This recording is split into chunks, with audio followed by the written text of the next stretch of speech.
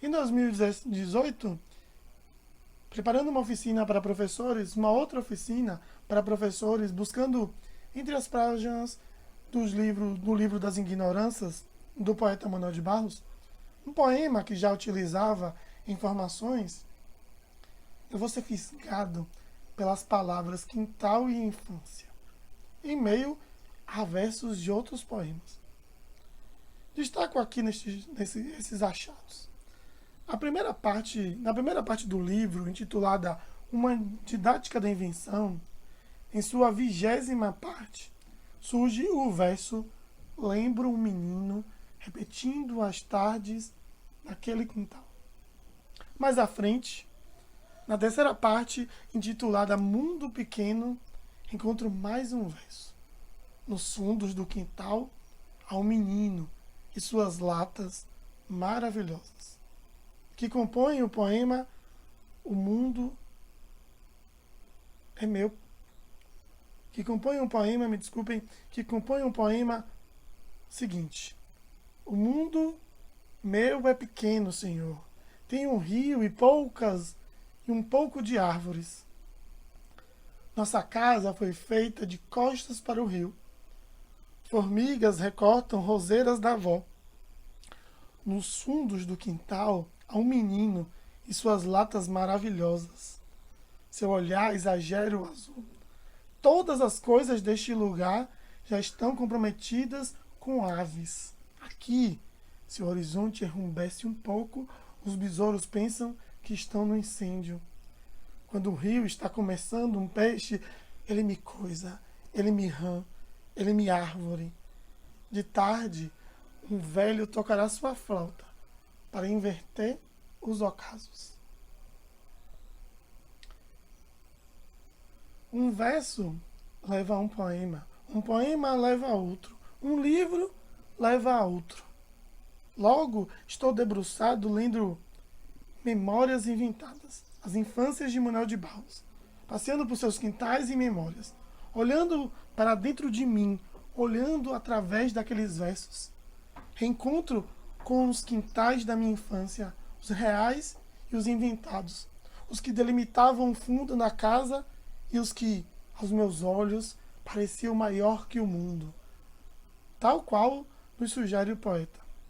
Manuel de Barros, companheiro antigo de viagem, que nas oficinas anteriores surgia como pequenos sopros poéticos para estimular viradas de olho, desinvenção de objetos e criação de pequenas histórias, naquele instante sussurrava aos meus ouvidos suas memórias, saltando à frente dos meus olhos a imagem de um arqueólogo escovador de palavras e do menino de enxada na mão, achador de infâncias. Ora ele, ora eu, lendo, via a minha própria imagem refletida nos versos, menino pequeno, desbravando os quintais da minha primeira infância e os quintais da minha segunda infância. Assim, a partir daquele instante, as palavras de Manuel de Barros passaram a ser a linha que costura os momentos, etapas das oficinas, vivências de contação de histórias que venho ministrando desde então. As palavras de Manuel de Barros passaram a ser palavras evocadoras, provocadoras de investigação, de descobrimentos e achadouros das histórias que compõem o nosso repertório e que nos fazem contadores de história, nos levando por um percurso criativo, poético pelo quintal físico, onde brincávamos, onde éramos crianças, onde vivíamos os anos da nossa infância, e pelo quintal corpo, onde guardamos as memórias, tristes e ou alegres, daqueles dias, para juntos despertarmos o contador de histórias que cada um traz dentro de si. Compartilho aqui algumas das páginas do meu diário, naqueles dias em que conversei com o poeta Manuel de Barros, através de seus poemas. Dias desses, enquanto preparava uma aula, procurando entre os livros de Manuel de Barros um verso específico, fui fisgado pelas palavras para uma conversa longa com o poeta. Entre as páginas amareladas daquele livro de capa dura, encontrada em um sebo, Manuel de Barros falava de um menino que repetia as tardes no quintal. Li e reli algumas vezes aquele verso e lembrei de mim, moleque ruivo, morador do centro da cidade. As lembranças das cidades que inventava, com peças de encaixar no quarto de brincar, vieram fortemente à minha memória. As lembranças do terreno baldio ao lado do prédio também. Aquele menino, assim como o menino do poema, passava as tardes naqueles espaços, criando, repetindo. Manuel de Barros gostava de repetições, me dizia ele. Repetir, repetir, até ficar diferente. Repetir, repetir é um dom de estilo. Aquele menino, assim como o menino do poema, passava as tardes naquele espaço criando, repetindo, repetindo, até ficar diferente. Repetindo, repetindo, até virar poeta. Repetindo, repetindo, até virar artista. Sim, eu vou compartilhar um trecho do poema Caso de Amor, que está aqui nesse livro de Manuel de Barros, Memórias Inventadas. As Infâncias de Manuel de Barros, página 53. Uma estrada é deserta por dois motivos: por abandono ou por desprezo. Esta em que eu ando nela agora é por abandono. Chega que os espinheiros a estão abafando pelas margens. Esta estrada melhora muito de eu ir sozinho nela. Eu ando por aqui desde pequeno e sinto que ela bota sentido em mim. Eu acho que ela manja, que eu fui para a escola e estou voltando agora para revê-la. Ela não tem diferença pelo meu passado. Eu sinto mesmo que ela me reconhece agora, tantos anos depois. Eu sinto que ela melhora de eu ir sozinho sobre o seu corpo. De minha parte, eu achei ela bem acabadinha. Só sobre suas pedras agora, raramente um cavalo passeia. E quando vem um, ela o segura com carinho. Eu sinto mesmo hoje que a estrada é carente de pessoas e de bichos. Emas passavam sempre por ela esvoaçantes, bando de caititus atravessavam para ver o rio do outro lado.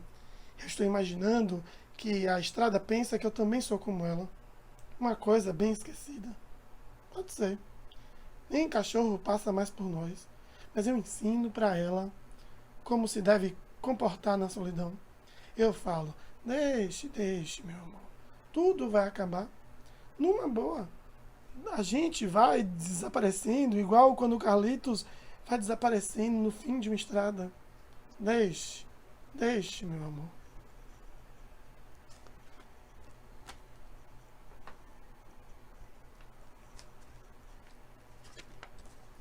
Olhando para aqueles lugares, como o poeta olhou para a estrada abandonada, penso que o quanto que aqueles espaços botaram sentido em mim. O terreno baldio era um terreno triangular, não muito grande, murado, com algumas árvores e bastante mato do lado de dentro, que ficava ao lado do prédio onde morávamos. O terreno fazia parte da área do prédio e seu formato inusitado formava a esquina de duas ruas movimentadíssimas durante a semana, que ficavam quase desertas no final de semana. Pensando no terreno baldio enquanto um espaço abandonado e sem uso, a ocupar o seu espaço durante minhas tardes, passando meu corpo por seu espaço, pisando naquele chão com meu pé descalço, eu trazia com minhas brincadeiras novos sentidos para aquele local. Durante algumas horas, tornava-o habitado, vivo, repleto, pulsante. Lembro das aventuras na selva, quando o mato estava alto. Lembro do lugar onde o pé pisava, tanto que já tinha a marca e o encaixe perfeito do pé. Lembro da árvore mirante, de onde eu podia olhar a rua e vigiar o mundo de lá.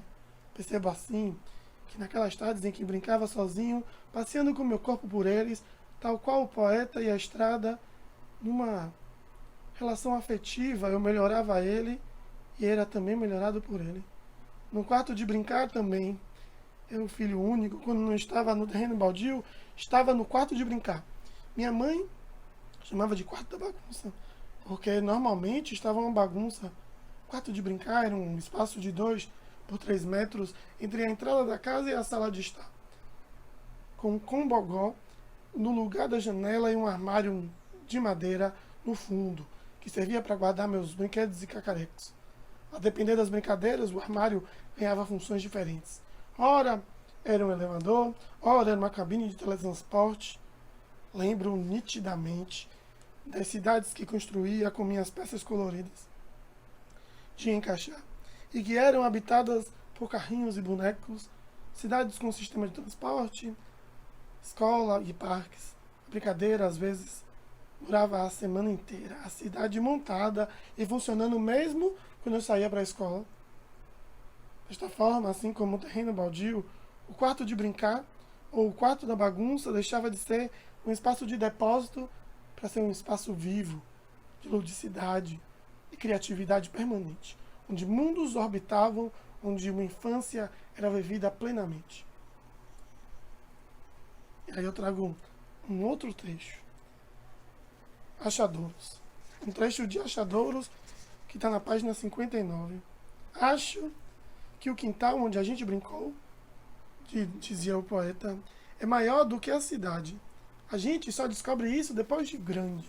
A gente descobre que o tamanho das coisas há que ser medido pela intimidade que temos com as coisas. Há de ser como acontece com o amor.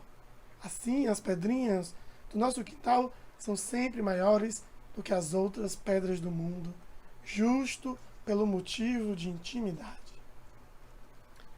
Sim, Manuel, eu vou escrever aqui no meu diário. Havia muita intimidade entre nós. Nos conhecíamos muito bem. Eu e o quarto de brincar, eu e o terreno baldio.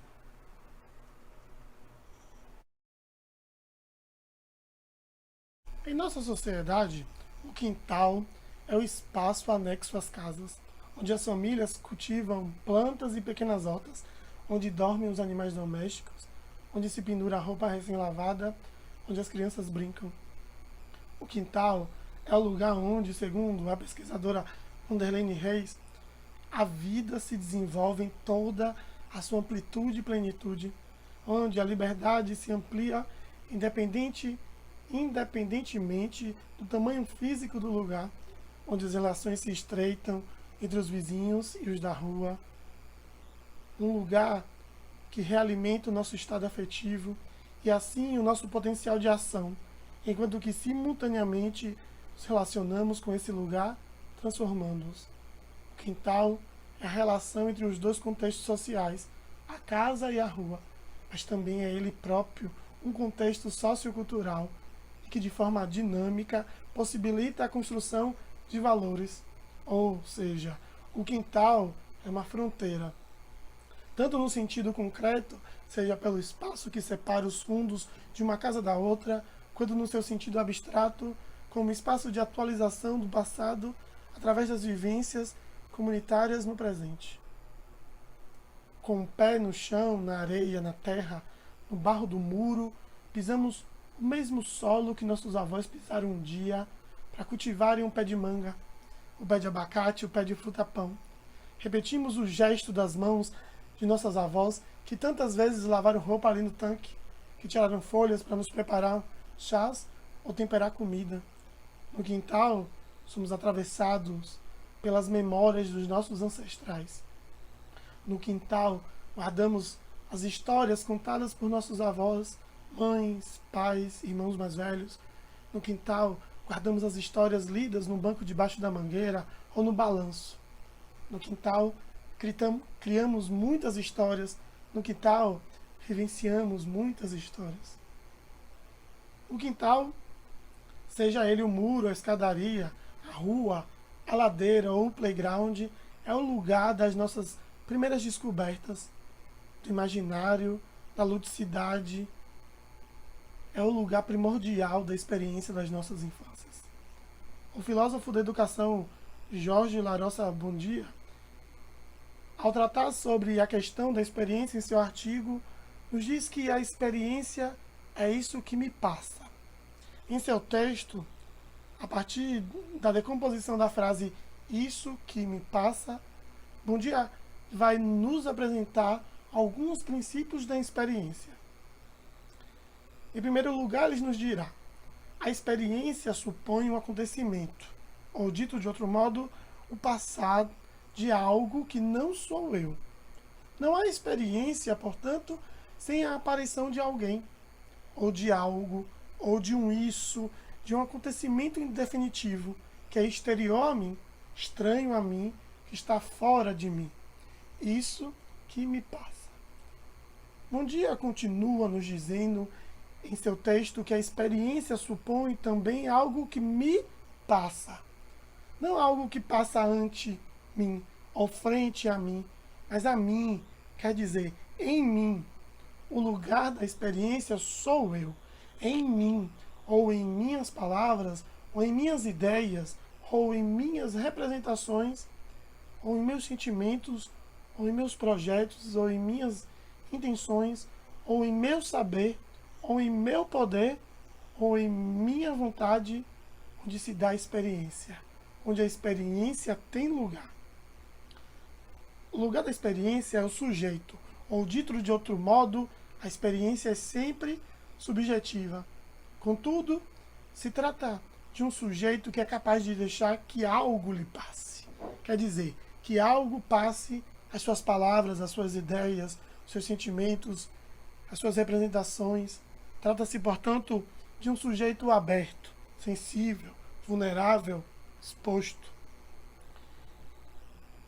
E esse sujeito da experiência é como um território de passagem, como uma superfície de sensibilidade em que algo passa e que isso que me passa, ao passar por mim ou em mim, deixa um vestígio, uma marca, um rastro, uma ferida. O menino poeta Manuel de Barros tinha o quintal como lugar da experiência.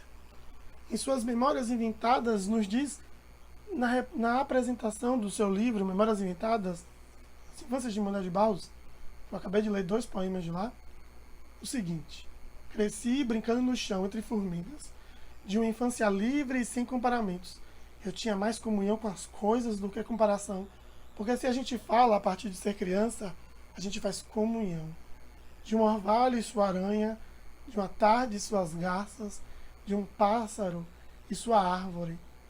Então, eu trago das minhas raízes crianceiras a visão comungante e oblíqua das coisas. Eu sei dizer sem pudor que o escuro me ilumina. É um paradoxo que ajuda a poesia que eu falo sem pudor. Eu tenho que essa visão oblíqua vem de eu ter sido criança em algum lugar perdido onde havia transfusão da natureza e comunhão com ela. Era o menino e os bichinhos, era o menino e o sol, o menino e o rio, era o menino e as árvores. Manuel de Barros diz que aprendeu com a avó a não desprezar as coisas desprezíveis. Eram esses pequenos seres que viviam ao gosto do chão que me davam fascínio. Eu não via nenhum espetáculo mais edificante do que pertencer ao chão. Para mim, esses pequenos seres tinham o privilégio de ouvir as fontes da terra. Isto porque a gente foi criado em um lugar onde não tinha brinquedo fabricado. Isto porque a gente havia de fabricar os nossos brinquedos. Eram boizinhos de osso, bolas de meia, automóveis de lata. Também a gente fazia de conta que sapo é boi de sela e viajava de sapo. Outra era ouvir nas conchas as origens do mundo. No quintal, a gente brincava com as palavras mais do que bicicleta. Principalmente porque ninguém possuía bicicleta. A gente brincava de palavras descomparadas. Tipo assim, o céu tem 3 letras, o sol tem 3 letras. Inseto é maior. O que parecia um despropósito para nós, não era despropósito nenhum. Porque inseto tem 6 letras e o sol tem apenas 3. Logo, inseto é maior. Tal qual o menino, Manuel, cada um de nós ganhava as manhãs ou as tardes, acompanhando o caminho das formigas, a trilha dos lagartos e as lagartixas, das lesmas e das lagartas de fogo. Inventávamos brincadeiras com o que tínhamos ao nosso dispor. Escalávamos morros, escorregávamos na grama com pedaços de papelão, nos desafiávamos andando por cima dos muros, sempre na iminência de cair. Cada dia era um acontecimento que nos passava. Manuel de Barros, em seu poema Achadouros, nos diz: se a gente cavar um buraco ao pé da goiabeira no quintal, lá estará um guri ensaiando subir na goiabeira. Se a gente cavar um buraco ao pé do galinheiro, lá estará um guri tentando agarrar o rabo de uma lagartixa. Sou hoje caçador de achadouros de infância, vou meio dementado, inchada nas costas, no meu quintal, buscar vestígios dos meninos que fomos. Manuel de Barros, além das memórias inventadas de sua infância estendida, em seus poemas memorialistas trazia a ideia dos quintais como os quintais expandidos. Meu quintal é o maior que o mundo. Um quintal gigante, do tamanho do planeta, que ia além daquele lugar, que ia até a beira do rio, que ia para a beira da estrada, que tomava a cidade.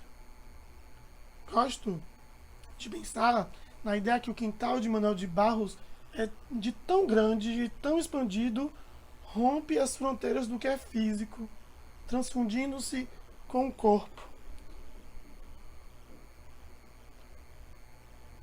Como ele nos diz ao se apresentar nas primeiras páginas do seu livro, como ele mesmo nos diz, né? Ao se apresentar nas primeiras páginas do seu livro, que ele nos diz: eu tenho essa visão oblíqua que vem de eu ter sido criança em algum lugar perdido, onde havia transfusão da natureza e comunhão com ela. Era o menino e os bichinhos, era o menino e o sol, o menino e o rio, era o menino e as árvores, atravessando o corpo com as memórias reais ou inventadas, que guardávamos, enterrávamos lá, ocupando esses espaços.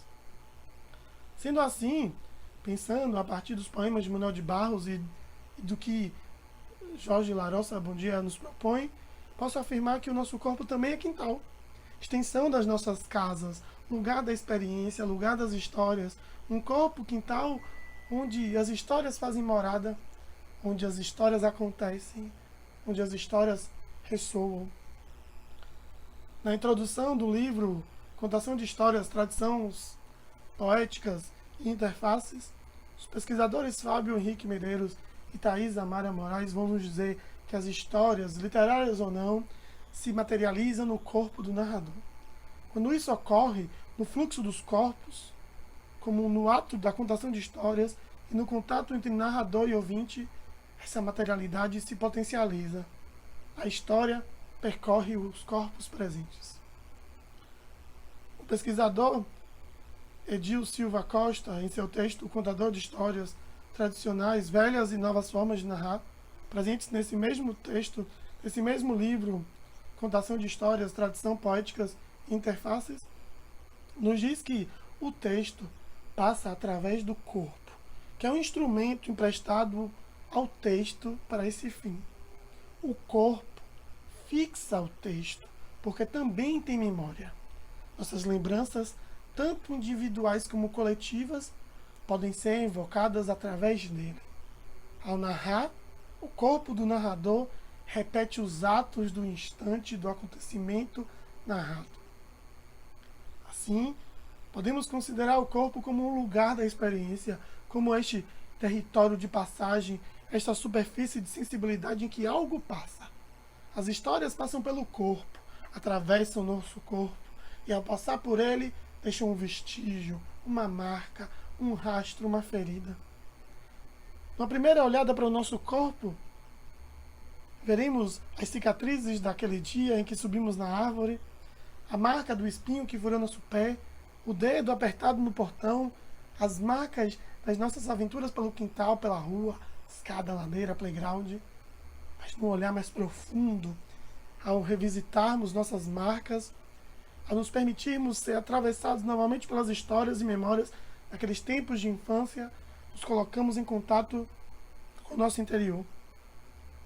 Como aquele menino do poema de Manuel de Barros, aquele menino de enxada na mão, que escavava no quintal, descobrindo achadouros, redescobrindo suas infâncias, se reencontrando ali.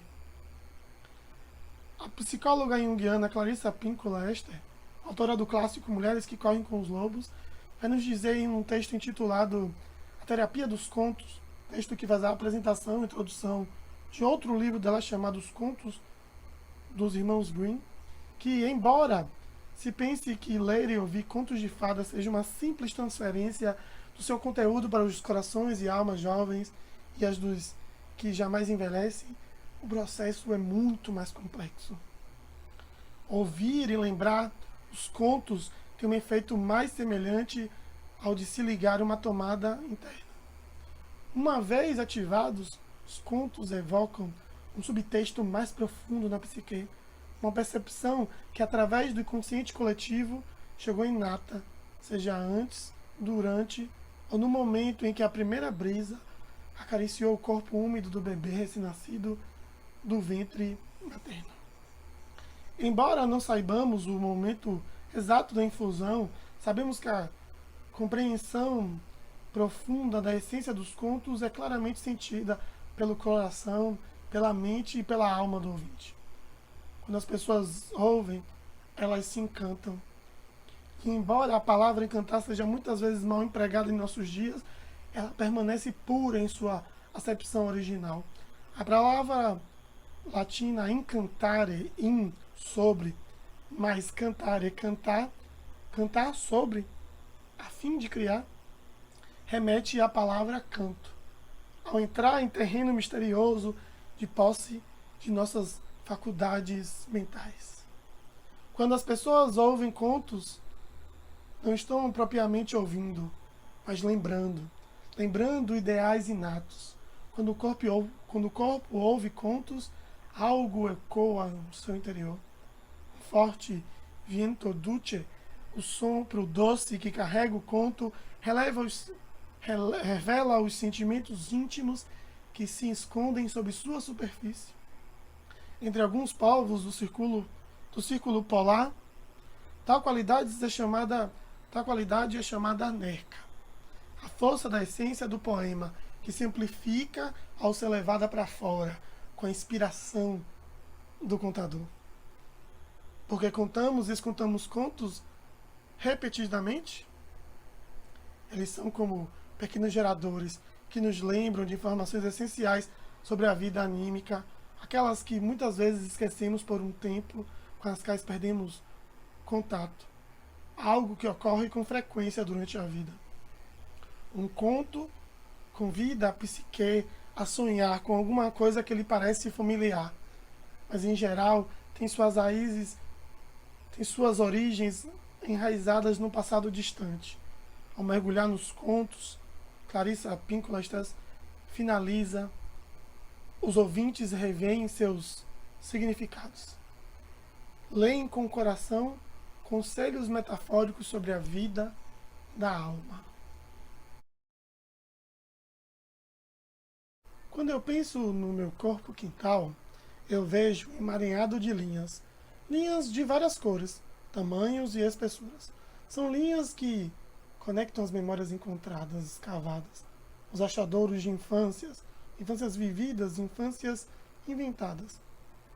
De cada achadouro, mina de histórias, eu puxo uma linha, duas, diversas linhas, que juntas vão compondo um tecido, juntas vão compondo um repertório.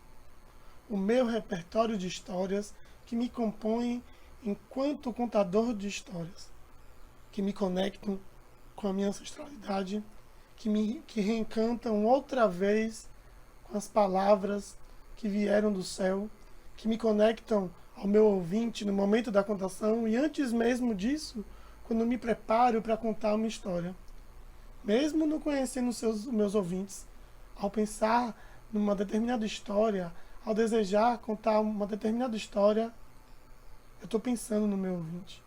Eu estou me conectando. Estou pensando em que imagens eu quero suscitar. Que emoções eu quero trazer à tona. A contadora de histórias e pesquisadora Gilka Girardello, em seu texto Na Clareira do Presente e o Diálogo Narrativo entre as Gerações, a arte de contar histórias e o diálogo entre gerações, ao falar sobre o fio de histórias que une uma geração a outra, nos apresenta Kornei Chukovsky, poeta e pedagogo russo. Segundo Gilka, Kornei Chukovsky disse há quase 100 anos que tendemos a contar às nossas crianças poemas e cantigas que mais nos tocaram, quando nós próprios éramos crianças. E que só nos ficam na memória os textos que tinham algo especial, engenhoso e profundo. Assim, Chukowski, no fim das contas, nos diz que quem escolhe as histórias para as crianças de hoje são as crianças de ontem. Como em uma corrida de revezamento, ela nos diz, a criança de uma geração recebe uma tocha e atravessa a vida, carregando-a acesa na profundeza da memória para entregá-la à criança que espera ansiosa na próxima curva do percurso. Gilca Girardello, ao citar Chukowski em seu texto, dialoga nesse sentido com o que a psicóloga Clarissa Piccola Estes diz sobre os contos serem pequenos geradores que nos lembram de informações essenciais sobre a vida, aquelas que muitas vezes esquecemos por um tempo, com as quais perdemos contato. Ao nos propormos contar determinada história, acessamos determinada memória, nos conectamos com a criança de ontem. Pensamos em nosso repertório uma linha que ligará a criança que fomos ontem à criança de hoje que vai nos ouvir. Assim, durante a contação, as histórias, literárias ou não, vão se materializar no corpo do narrador. E no contato entre narrador e ouvinte, no fluxo dos corpos, essas materialidades se potencializam. As histórias vão percorrer os corpos presentes, corpos quintais expandidos que se fundem, criando uma nova memória, uma nova linha para o tecido repertório, tanto do contador quanto do seu ouvinte. Quando me veio à mente a imagem do repertório como um emaranhado de linhas que compõem um tecido que vamos tecendo desde crianças a partir da escuta e vivência em comunidade, me lembrei das mulheres fiandeiras, das mulheres bordadeiras, costureiras, que aprenderam o seu ofício com sua mãe. Ofício que veio de muitas gerações, lá dos tempos da mãe, da mãe, da mãe, da mãe da nossa mãe. A professora e contadora de história, Lenice Gomes, em seu texto Cantares e Contares, Brincadeiras Faladas, nos lembra que, como um alfaiate, experiente ou novato, o contador precisa conhecer seu ofício, que também se faz em cortar, emendar, conhecer a tessitura do texto. Contar histórias também é ofício antigo, vem de tempos imemoriais, do tempo em que os homens ainda não dominavam a fala e desenhavam nas paredes, dançavam e faziam gestos. O ato de contar ajuda a todos nós a compor as tramas das nossas vidas, nos conectando com as linhas, novelas, tecidos que vieram de longe, que começaram a ser tecidos antes mesmo de nós termos nascido. Contar e ouvir histórias é ato coletivo que nos conecta com o outro e depende do outro para acontecer. O contador solitário não faz a história acontecer. A história se faz no momento do encontro entre contador e ouvinte, das memórias, dos corpos, dos repertórios, das diversas vozes que trazem dentro deles. Como quando se prepara a linha que vai tecer o tecido. Primeiro, vai colher e descaroçar o algodão, deixando só o chumaço. Aí do chumaço se puxa um fio composto de muitas tramas ainda. Aí você puxa o fio tranquilamente, faz a meada, enrola o novelo e só depois que se começa a tecer o tecido. Fio a fio, suspensos no tempo, um tempo só deles, contador e ouvinte, integrados, vão viver uma experiência semelhante às fiandeiras, bordadeiras, preparando material com o qual vão fazer aquele encontro acontecer. Fio a fio, na memória do contador, vão surgindo palavras que vão fio a fio, se juntando fio a fio com as memórias do ouvinte, formando uma trama, uma história. Não é mágica, não. É entrega. disponibilidade. Muito parecido com o que diz aquele ditado africano que eu citei lá no início. Quando alguém está com sede, a obrigação das outras pessoas é de lhe dar água para beber. Quando alguém tem necessidade de falar, há sempre alguém disposto a ouvir. Antes de terminar aqui, eu vou ler uma história escrita pela escritora Ana Maria Machado em 2006, que dialoga muito com o que vinha ao longo desse vídeo conversando com vocês. O título da história é Ponto a Ponto. Ponto a Ponto, livro de Ana Maria Machado, ilustrações de Christine Holly, editado pela Companhia das Letrinhas. Era uma vez uma voz, um fiozinho à toa, fiapo de voz. Voz de mulher doce e mansa, de rezar ninar criança, muitas histórias contar. De palavras de carinho e frases de consolar, por toda e qualquer andança, voz de sempre concordar. Voz fraca e pequenina, voz de quem vive em surdina. Um fiapo de voz que tinha todo jeito de não ser ouvido. Não chegava muito longe, ficava só ali mesmo, perto de onde ela vivia. Um pontinho no mapa. Lugar simples e pequeno, cheio de casas e quintais, na beira de um rio. Esse rio também nascia manso e suave, com jeito de que não ia chegar muito longe. Um fio d'água. Mas depois se juntava a outros fios, e ponto a ponto, pingo a pingo, seguia em frente, cantando pelas pedras, acarinhando as margens, ficando cada vez mais forte. Todos se olhavam no rio, aquele fio. O sol e as nuvens, as árvores e o capim, a lua e as estrelas, os bichos que vinham beber água, as flores que ali se debruçavam, o beija-flor com seu bico de agulha, de flor em flor um bordado de cores. Tudo o rio guardava, transformava, de tudo se alimentava. E devolvia em coisa boa, tornava. Água de beber, banho de tomar, rega de plantar, peixe de comer, caminho de viajar. A mulher da voz gostava de sentar com as filhas junto ao rio. As crianças brincavam, ela sonhava. Enredada nos sonhos, cantava as velhas cantigas que ouvira quando pequena. Cantigas de fios e teias. Estava a mosca no seu lugar, veio a aranha lhe fazer mal. A aranha na mosca, a mosca na velha, e a velha fiar.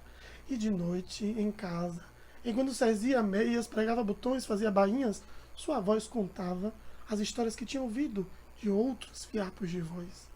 Montes de histórias de mulheres e fiapos, fios e linhas de todos os tipos, ponto a ponto se tecendo e virando novas tramas.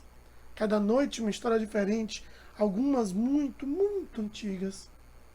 Era uma vez 3 irmãs que passavam o tempo todo fiando o fio da vida das pessoas. A primeira tinha um polegar enorme, porque era com ele que ela puxava o fio do chumaço de lã no fuso e fazia as meadas comandando os nascimentos. A segunda tinha um beição enorme, porque era nele que molhava o fio para enrolar os novelos, determinando os destinos. A terceira tinha os dentes afiados, porque era com eles que ela cortava a linha, marcando a hora da morte dos homens e mulheres. Algumas eram românticas, falavam de amor eterno. Era uma vez uma rainha que passava os dias na frente de um tear, fazendo uma tapeçaria. Havia muitos anos que seu marido tinha ido para a guerra, e todo mundo achava que ele não ia voltar nunca mais. Muitos príncipes queriam casar com ela. Diziam que o reino precisava de um rei. Ameaçavam, mas ela não cedia. Ficava só na frente do teatro, tecendo fio a fio. Acabou prometendo que ia escolher outro marido quando sua tapeçaria ficasse pronta. Nunca ficava. O que ninguém sabia era que toda noite ela puxava o fio e desmanchava o que descia de dia. Para dar tempo ao tempo. Tempo para que o marido pudesse chegar. Outras histórias eram cheias de aventuras. Era uma vez uma princesa que morava num castelo, numa ilha no meio do Mar Azul. No porão do castelo, o rei, seu pai, guardava um monstro horrível. O rei, seu pai, guardava um monstro horrível que comia carne humana e aterrorizava os habitantes do reino. Ninguém podia enfrentá-lo, porque ninguém conseguia chegar perto dele ou ir embora depois, porque o portão era um labirinto. Quem tentasse entrar se perdia nos corredores, sem fim, que não davam passagem. Um dia, veio um príncipe que queria matar o monstro e libertar o reino. A princesa resolveu ajudá-lo, mas não tinha armas, só fios. O fio de seus pensamentos, o fio de lã que fiava. Deu ao príncipe um novelo de lã, para que ele fosse desenrolando o fio e marcando o caminho. Outra noite, outra história. E quando a princesa chegou no alto da torre, encontrou uma velha fiando diante de uma roca. O pé dela fazia a roda girar e o fio ia se enrolando num fuso que saltitava. Parecia uma mágica. Aqueles chumaços iam virando uma linha, daí a pouco ia ser possível fazer um tecido com eles. Coisa bonita de ver. A princesa não resistiu. Estendeu a mão, tocou o fuso, espetou o dedo. A velha, que era uma bruxa disfarçada, deu uma gargalhada. E a princesa caiu no chão, num sono profundo, como se tivesse morta. E mais outra. Com as mãos feridas, os dedos ardendo, a menina continuava dia e noite, mal parando para dormir. Desfiava os talos de ortiga, montes e montes de talo que trouxera do bosque. Formava fios, fazia meadas, enrolava em rovelos, e preocupada com o tempo que passava veloz, foi tricotando as 12 túnicas de urtiga, esperando que chegasse o dia de verão, em que os 12 cisnes selvagens iam finalmente voltar. Tinha que conseguir acabar a tempo para poder vestir neles as 12 túnicas que estava tecendo. Só assim o encanto se romperia e eles voltariam a seus irmãos, a seus irmãos queridos. Só assim poderiam todos ir para casa de novo. Tantas histórias diferentes. Parecia que não tinha fim. O rei, então, trancou a camponesa num salão enorme, lá no alto da torre, no meio de um monte de palha que chegava até o teto, e ordenou que até o amanhecer ela afiasse aquela palha toda, fio a fio, fiapo a fiapo, até transformá-la em ouro. Se conseguisse, ele casaria com ela. Se não conseguisse, seria condenada à morte. A moça ficou com muito medo e chorou muito. Mas de repente esfregou os olhos e viu um anãozinho esquisito que lhe disse que podia fazer todo o serviço para ela. Em troca, queria de presente seu filho, que ia nascer depois que ela casasse com o rei e virasse rainha. Parece que as mulheres não faziam outra coisa na vida a não ser tecer. Eram tantas histórias que a voz contava, e pelo jeito, às vezes, esse trabalho podia ficar perigoso. Há muito, muito tempo vivia uma moça que era a maior tecelã do mundo. Os tecidos e tapeçarias que fazia eram tão deslumbrantes que todo mundo se admirava e jurava que nunca tinha visto nada assim perfeito. Ela foi ficando muito convencida e começou a dizer que descia melhor do que qualquer outra, até mesmo do que as deusas. Melhor até do que Minerva. Justamente a deusa que lhe ensinara todos os segredos da arte de tecer. Então, a divindade resolveu lhe dar uma lição e desafiou a moça para um duelo de tecelagem. Cada uma sentou diante do seu tear e começou a trabalhar. A deusa fez um imenso tapete com história de pessoas que desafiaram os deuses e que acabaram muito mal. Enquanto isso, Aracne ia tecendo seus fios e mostrando crimes que os deuses haviam cometido. E a tapeçaria da moça era tão bem feita que a deusa Minerva teve que reconhecer sua perfeição. Assim, não podia matar a tecelã, mas bateu nela com seu bastão e a transformou numa aranha, condenada a tecer para sempre. Outra história parecida também tinha ameaças de morte. Era uma vez uma moça preguiçosa que não gostava de tecer. A mãe ficava furiosa. Um dia, bem na hora que estava brigando muito com sua filha, passou a rainha e perguntou por que ela estava tão zangada. Com vergonha, porque a moça não fazia nada, a mãe mentiu. Disse que estava brava, porque a filha só queria passar os dias tecendo e ela não tinha dinheiro para comprar tanto linho. A rainha adorou aquilo e propôs levar a moça para o palácio, para trabalhar para ela. Disse que tinha uma torre com 3 quartos imensos, cheios de linho cru, e que se sua filha descesse tudo muito bem rápido, podia casar com um príncipe. Quando chegaram lá e a moça viu aquela montanha de trabalho, ficou desesperada. Trancada na torre, chorava sem parar. Mas aí apareceram 3 mulheres horríveis e disformes que se ofereceram para ajudá-la. Em troca, queriam ser convidadas para o casamento e apresentadas como suas primas. Cada uma foi para o quarto e, num instante, desceram tudo. No dia seguinte, a rainha encantada mandou preparar a festa para os noivos. No dia do casamento, ao ver aquelas mulheres horrorosas, o príncipe estranhou que uma moça tão linda pudesse ter assim parentes tão medonhas. E perguntou à primeira, porque o beiço dela era imenso. E de tanto tecer,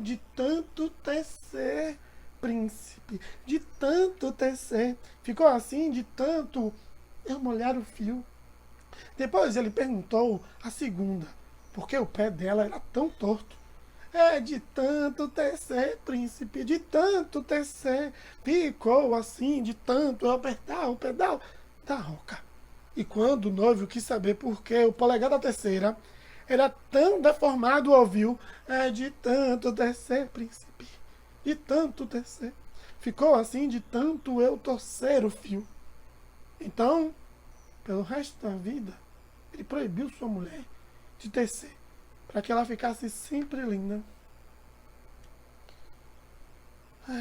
Outra história de moça preguiçosa começava assim. Num país muito longe daqui, vivia há muito tempo uma viúva que tinha uma filha muito feiosa, que não gostava de trabalhar. A mulher casou de novo e seu marido também tinha uma filha, mas essa era linda e trabalhadeira. Então a madrasta encarregou a enteada de todo o serviço da casa: cozinhar, esfregar, fazer faxina. E no final de tudo, a coitada ainda tinha que sentar junto ao poço do jardim e fiar até que suas mãos sangrassem. Um dia, o fuso ficou muito sujo de sangue e a moça resolveu lavá-lo na água do poço. Quando se inclinou para puxar o balde, pluft, o fuso caiu lá no fundo. Furiosa, a madrasta disse que a enteada tinha que descer naquela escuridão e ir buscar a peça. A moça pulou lá dentro. Desesperada, logo desmaiou, mas quando voltou a si, estava numa campina linda, ensolarada e florida, cheia de rios cristalinos. Levantou-se e saiu andando. Caladas, as crianças ouviam todas aquelas histórias. No dia seguinte, falavam nas histórias, lembravam de tudo, desenhavam de fio a pavio. Nem sabiam que o fiapo de voz também estavam ponto a ponto, tecendo a sua história. Quem conta um conto, aumenta um ponto. Muitos contos, muitos pontos. A cada história, a voz crescia, marcava pontos, ficava em ponto maior, mais firme, mais decidida, entendendo mais a vida. E a dona da voz foi lembrando da mãe e da avó, de outras mulheres do mesmo rio, agachadas junto à correnteza, lavando roupa, areando panelas, enchendo cântaros de água, para levar para casa, sempre só com seu fiapo de voz. Bom de rezar, na criança, contar história, dizer palavra de carinho e concordar. Sim, Senhor, já estou indo, amém. Sem sair da linha. Até que um dia tudo saiu da linha, como a dona da voz não quis mais aquela vida de tricô, sempre uma carreira depois da outra, tudo igual, ponto a ponto, laçada a laçada de uma agulha para outra, vai e vem para agasalhar os outros. Da correnteza do rio para a reza, para lá e para cá, sem ir adiante, corrente, cruz, cruz e corrente. Mas a dona da voz seguiu o fio do pensamento e achou que podia ser diferente. Viu o filho desenhando um fio de lápis, pontos e traços, e falou: Vem cá, meu fio. E ele era mesmo seu fio, seu filho nascido de um pontinho, ponto feito de 2 pontos, de homem e mulher, vida nova em ponto novo, pronto para a imensidão. Por um fio alimentado dentro de um rio guardado, meses junto ao coração. Entra, fio, já vai escurecer. Ela chamou o menino. A noite chegava e o fogão a esperava, para dar o ponto de um doce, quando estivesse no ponto. Cansou. Ponto final. Como com minha mãe foi assim com minha avó. Não quero isso pra mim, não dou mais ponto sem nó. Agora era ponto de honra. Juntaria um fio a outros, somaria a sua voz, faria um canto, um tanto, que chegasse a todos nós. No ponto mais alto do céu, uma estrela lhe sorria. Um fiapo de luz. Nunca mais corrente e cruz. Agora ponto corrente, agora ponto de cruz. Venham, filhos, venham cá, venham ouvir novos contos. Nunca mais entrego os pontos, o mundo vamos bordar. Minha linha agora eu traço, num bordado que eu invento, ponto a ponto, passo a passo, por um caminho que eu mesmo faço, modelo que eu mesmo atento.